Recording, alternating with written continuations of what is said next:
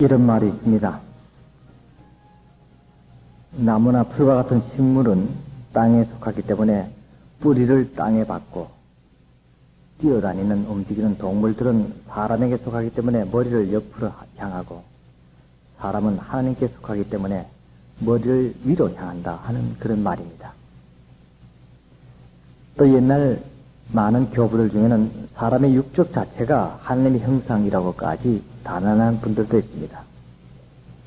물론 이 말들을 그대로 이해할 수는 없습니다만은, 그러나 우리 사람이 두 발로 땅을 딛고 머리를 하늘로 향해서 수직으로 선 우리 인간의 자세는 인간의 독특한 것이고 모든 피조물의 면류관이 된다, 그렇게 볼 수가 있습니다. 오늘 이 말씀은 본문에 나타난 대로 주님께서 하신 종말에 대한 예언과 거기에 대처할 믿는 성도의 자세에 대해서, 그 태도에 대해서 우리들에게 말씀해주고 있습니다. 먼저 머리를 들고 하는 말은 우리들 자신들의 인격을 곱게 서서 지키라는 교훈입니다. 여러분, 우리 사람들은 아무리 훌륭하고 뛰어난다 할지라도 그 육적인 조건들을 나눠보면은 다른 동물에 미치지 못하는 점이 상당히 많습니다. 가령 우리 사람들이 아무리 힘이 세다 하고 또 운동선수라 할지라도 네 발 가진 사자나 또 황소 같은 그러한 동물에 결코 미치질 못합니다. 또 우리 사람들이 100m에 몇 초 뛴다고 아무리 빠르다고 할지라도 말이나 새처럼 그렇게 빠르지를 못합니다. 또 우리들이 아무리 보약을 먹고 음식을 잘 먹고 열심히 산다고 해서 장수한다고 할지라도 이 학이나 거북 같은 짐승의 그 수명에 따르지를 못합니다. 그렇지만 여러분, 우리 사람은 머리를 들고 곳곳이 설 수가 있습니다. 즉 사람에게는 짐승과 달리 고귀한 인격이 있다는 말씀입니다. 이 인격이란 말은 간단히 설명하기는 힘듭니다만은 자기 결정의 능력이나 그 결정을 지키는 의지를 가리킨다, 그렇게 볼 수가 있습니다. 이 인격이란 말은 라틴어로 페르조나라고 하는데, 이 어원의 뜻은 옛날의 고대 시절에 무대에서 배우들이 썼던 가면이란 뜻입니다. 이 페르조나, 그것이 변해서 인격이란 말로 변화됩니다. 여러분이 배우들이 옛날에는 연기를 할 때에 어떤 사람이든 누구나 가면을 쓰고 합니다. 예를 들어 천사 역을 한다면 천사의 가면을 쓰고, 또 악인의 역을 할 때는 악한 사람의 가면을 쓰고, 그래서 자기 원대로가 아니라 주어진 각본에 따라서 거동하는 것을 가리킵니다. 즉 인격이란 것은 자신의 욕구나 감정을 따르지 않고 자신의 사명감을 발견하고 그것에 충실한 행동 자세를 가리킨다, 그렇게 볼 수가 있습니다. 제가 오래전에 그 독일의 어느 대학에서 강연을 할 일이 있었습니다. 그 강연을 하고 나서 마치고 나니까 한 여학생이 저에게 찾아와서 잠깐 상담을 했으면 좋겠다, 그렇게 얘기를 했습니다. 그래서 그러라고 해서 이제 교수실에 가서 그 여학생을 만났습니다. 서양 학생들은 상당히 대담합니다. 그리고 자기 표현을 분명히 합니다. 그래서 무슨 자기 하고 싶은 말이 있으면 당장 그 자리에서 얘기를 하게 되는데, 그런데 이 학생은 내 앞에 앉아서 고개만 숙이고 손만 비비고 만지락 하면서 한 10분, 20분이라도 말을 안 해요. 그렇다고 해서 내가 먼저 말하라, 그렇게 말할 수도 없고 해서 가만히 지켜봤습니다. 한참 있다가 눈물이 글썽글썽 하면서 얘기를 합니다. 그 여학생이 하는 말은 정말 저도 깜짝 놀랄 뜻밖의 말이었습니다. 저보고 그 얘기해요. 목사님, 저는 에이즈에 감염됐습니다. 어떻게 했으면 좋겠습니까? 저도 깜짝 놀랐습니다. 보니까 이제 3학기째 들어가는, 이제 1학년, 이제 2학년이 들어가는 그러한 어린 학생입니다. 이제 나이가 겨우 20살이 정도 될 그런 아주 아이였습니다. 그래서 가만히 있었습니다. 그 다음 말을 제가 기다렸습니다. 무슨 말을 하겠는가 이렇게 생각해 봤습니다. 그때 그 여학생이 이렇게 얘기합니다. 지난 학기 종강 때 그 대학에서는 이 학기가 끝나고 종강하게 되면 그렇게 학생들이 모여서 파티도 하고 즐겁게 놉니다. 그러다가 어떤 남학생하고 어떻게 눈이 맞아서 서로가 마음이 통한다 싶어서 몇 시간 지내다가 그만 하룻밤을 같이 지내게 됐답니다. 그리고 나서 아침에 깨보니까 남학생은 없어지고 조그마한 쪽지 하나 써놨더래요. 너도 이제 우리 에이즈 가족이 된 것을 환영한다. 그런 내용이었답니다. 너무나 깜짝 놀라서 그때부터 고민에 쌓이기 시작했습니다. 그 남학생이 에이즈 감염자였던 것입니다.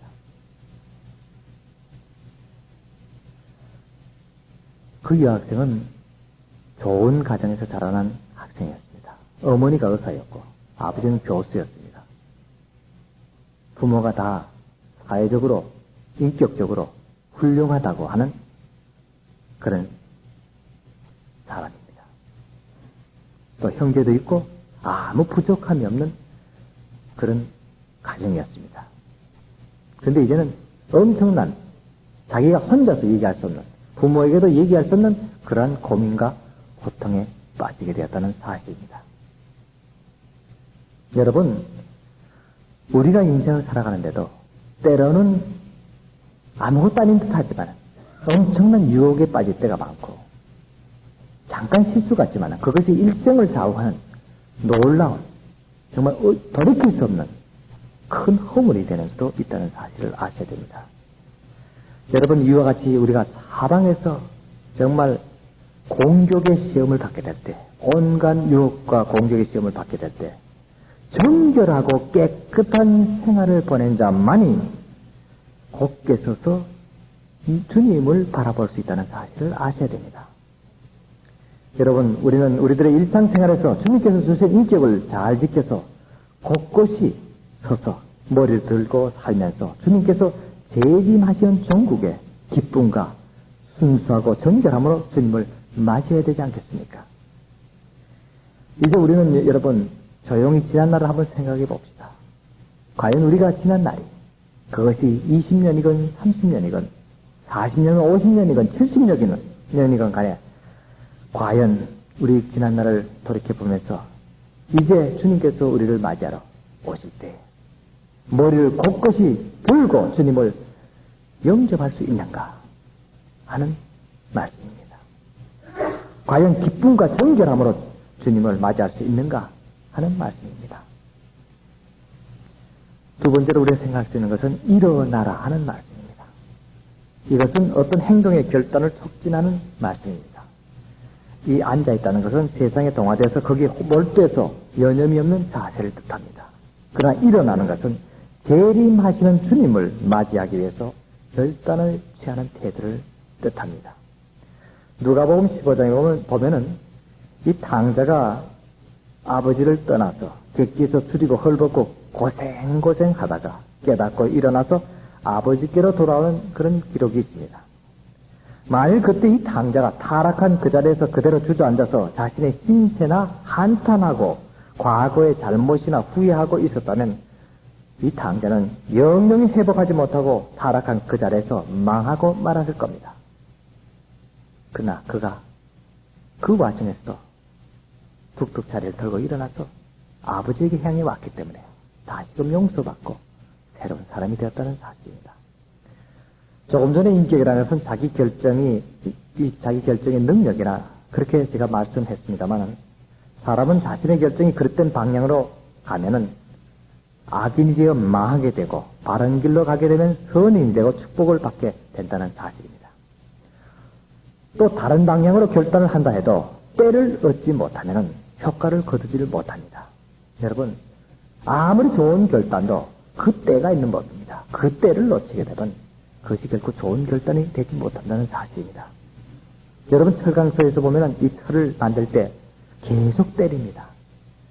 바닥에 달아올랐을 때 제대로 때릴 때 비로소 그 쇳덩어리가 좋은 새로 변하게 됩니다.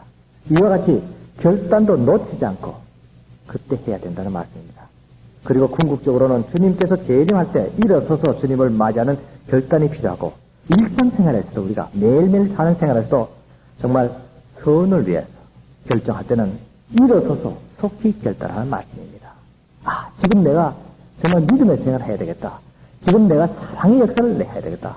지금 내가 선을 베풀어야 되겠다. 지금 내가 구제해야 되겠다. 하는 마음이 왔을 때 미루지 말고 당장 시작해야 된다는 말씀입니다. 하루 이틀 미루게 되면 그 결단의 시기를 놓치게 된다 하는 사실입니다. 여러분, 선지자 엘리야가 가멜산에서 바알의 선지자들과 더불어서 대결단을 내는 기사가 있습니다. 그때 엘리야가 모든 백성에게 이렇게 선언합니다. 너희가 어느 때까지 두 사이에서 머뭇머뭇하려느냐 했습니다. 이것은 신앙의 결단을 촉구하는 말입니다. 여러분, 초대교회가 창립할 때는 교회 두 지도자는 베드로와 요한입니다. 요한복음 20장의 부활의 기사를 보면 이 두 사도의 관찰과 결단이 그 뚜렷한 것을 나타나게 됩니다. 주님의 시체가 없다 하고 소리치며 나오는 막달라 마리아의 얘기를 듣고 이 두 사도는 동시에 같이 뛰어서 열심히 무덤을 향면서 달려갔습니다. 이 젊은 요한이 먼저 무덤에 도달했지만 입구에 서서 내부를 관찰하고 있었습니다. 그러나 뒤에 따라온 베드로는 무조건 무덤 안으로 뛰어들어갔습니다. 여기 관찰력이 강한 요한과 결단력이 강한 이 베드로의 모습을 우리가 볼 수가 있습니다. 요한복음 21장에서 이와 같은 내용이 나타납니다. 갈릴리 바다에서 고기를 잡을 때 예수님께서 언덕에 나타나셔서 그들의 고기잡이를 지시해 줍니다. 먼 거리에 있는 예수를 먼저 알아보고 주님이시다 소리치면서 외친 분은 바로 요한이었습니다. 그 말을 듣자마자 보지도 않고 겉옷을 두르고 바다로 뛰어들어가서 언덕을 향해 달려간 분이 바로 베드로였습니다. 이와 같이 요한과 베드로는 서로의 관찰과 결단이 잘 조화되어서 초대교회를 훌륭하게 지도했습니다. 사랑하는 여러분, 우리는 그리스도가 재림하실 때 머리를 들고 사방과 시대를 관찰하고 때의 징조를 잘 파악하고 결단을 내려서 주님을 맞이해야 됩니다. 어쩌면 지금이 그때인지도 모릅니다. 아니면 짧은 시일 내에 그 일이 나타날지도 모릅니다. 그러기 위해서는 우리는 우리 생활 자체가 일상생활이 정말 하나님 앞에서 깨끗하고 순수하고 순결한 생활이 되어야 됩니다. 언제 어느 때 주님께서 나타나실지 모른다는 말씀입니다. 참 사람의 병이란 것도 사실은 누가 바라고 있습니까? 내가 언제 병들겠지. 그때쯤 병들면 내가 어떻게 하지? 그렇게 계산하고 계획하는 사람 아마 아무도 없을 겁니다. 감기 하나를 걸리더라도 자기도 모르게 걸리게 됩니다. 갑자기 큰 병이 왔다 해도 자기도 모르게 그 병이 왔다는 사람이 거의 90% 이상이 됩니다. 아무 징조도 없이 있다가 툭 진찰해보니까 큰 병이다. 그렇게 됩니다. 어떤 38살 난 부인이 있었습니다. 여자입니다. 5남매를 둔 부인입니다. 아들, 딸이, 큰 아들이, 맏아들이 고등학교 졸업반이 될 정도로 했지만 거의 다 애들이 다 컸습니다. 그런데 어느 날 이 부인의 몸에서 이상한 변화가 왔습니다. 갑자기 손도 오그라지고 몸이 이상한 느낌이 왔습니다. 그래서 병원에 가니까 나병이라는 판단을 받았습니다. 정말 기가 막힙니다. 하필 그 많은 병 중에서 이 병이냐 하는 생각입니다. 다른 병이 걸리면은 그래도 나가서 병원에 입원도 할 수 있고 온 집안 식구들이 걱정하고 위해 줄 수 있는데 이 병은 이제 집안 식구가 절연해야 되고 사회에서 소외돼야 되고 일생을 혼자서 정말 병자로서 살아야 됩니다. 고민하다가 이제 결단을 내려야 됩니다. 이제는 언제 떠나야 됩니다. 벌써 남편도 알고 큰 아이들도 알게 됐습니다. 다들 그 어머니가 어떤 아내가 그와 같은 병이 든다고 하니까 병이 들었다는 사실 아니까 다들 외면합니다. 남편도 빨리 나가줬으면 나가나 안 가나 법적으로 이혼이 가능하니까 그 법적으로 이혼이 가능한 병이 몇 개 있습니다. 그 중에 제일 첫 번째가 바로 문둥병입니다.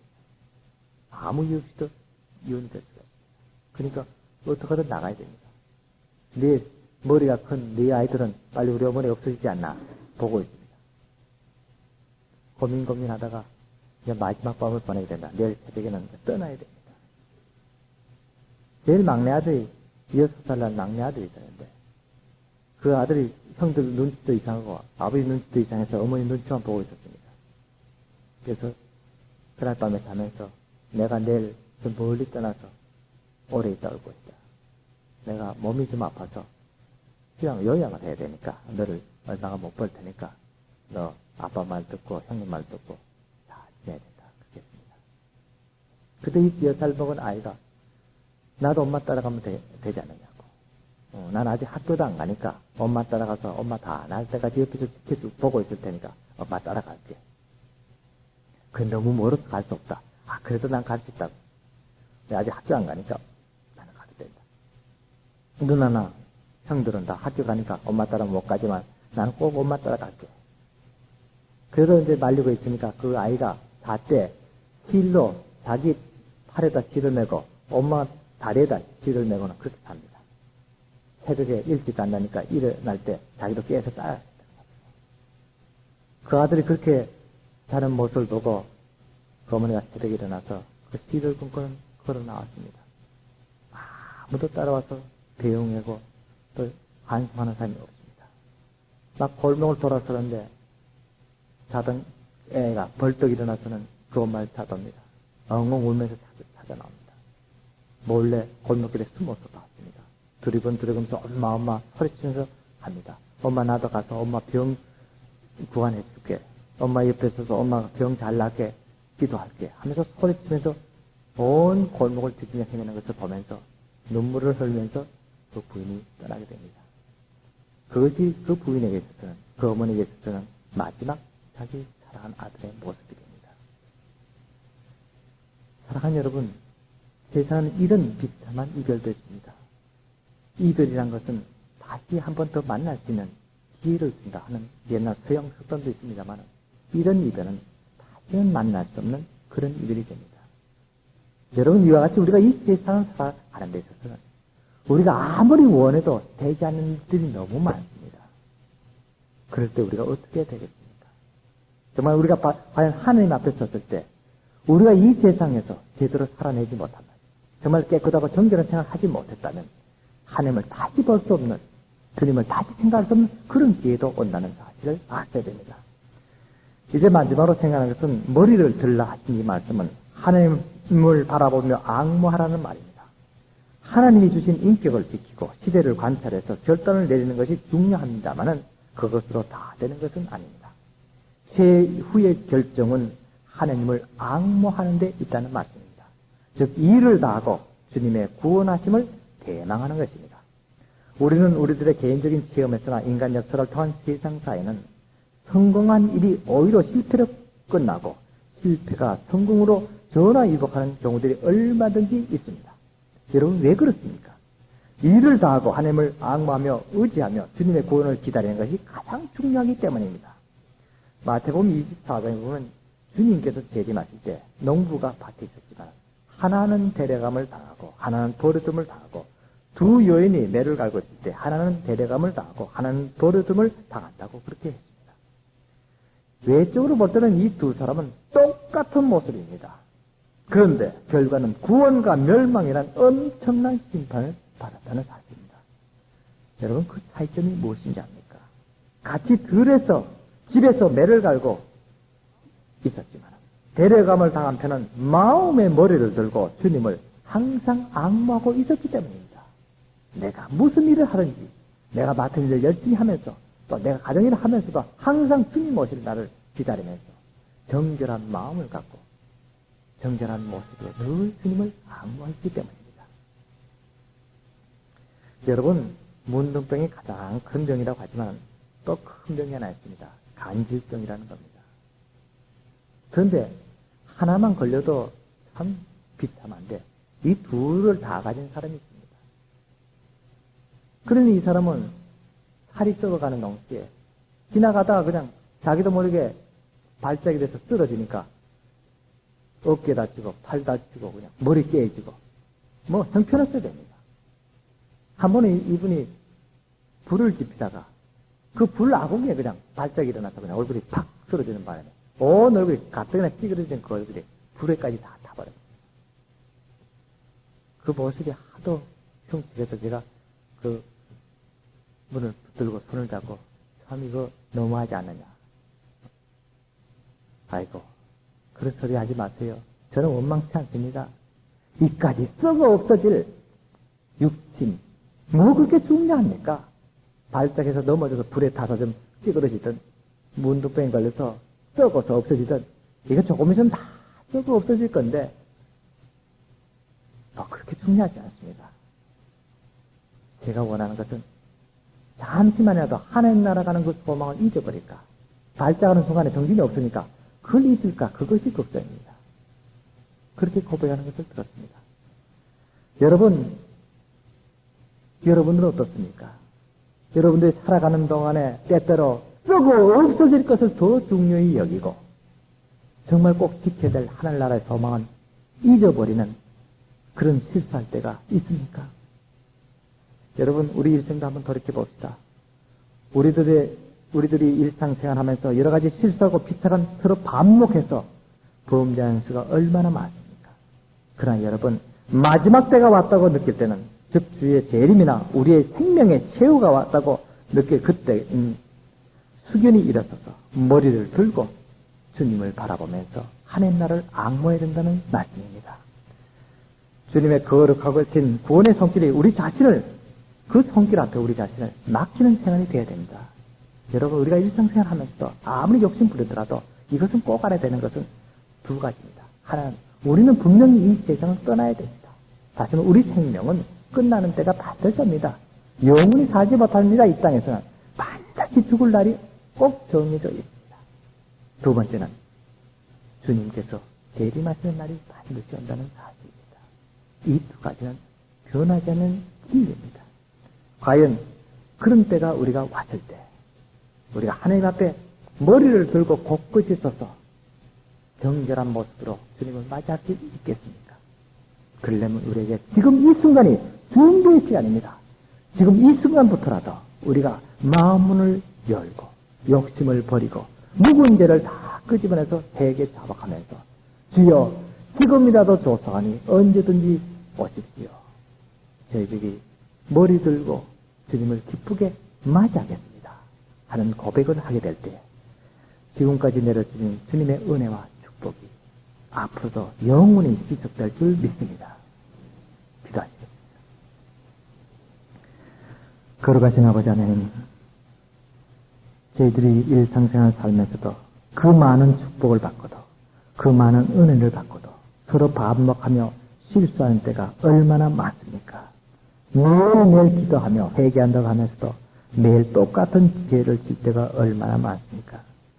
아버지 하나님, 주님께서 저희들에게 종말에 관한 그 예언을 해주실 것을 저희들이 기억하면서 우리 일상생활에 항상 순결하고 정결한 생활을 하면서 주님께서 오실 날을 정말 자신있게 떳떳하게 맞이하는 저희들이 되기를 원합니다. 이 자리에 모인 우리 사랑하는 신령들 그 마음속을 주님께서 위로하시고 이들 마음속에 성령께서 충만히 역사하시자 진실로 하나님을 바라보며 앙모하면서 마지막 날을 대처할 때 부끄러움이 없는 우리들에게 주여 보호하시고 인도하여 주시옵소서. 아버지 하나님 감사합니다. 이곳에다 주님께서 귀하게 쓰시는 종을 보내시고 주님의 몸된 교회를 통해서 이 온 사회에 하나님의 영광으로 지금까지도 나타난 줄 믿습니다.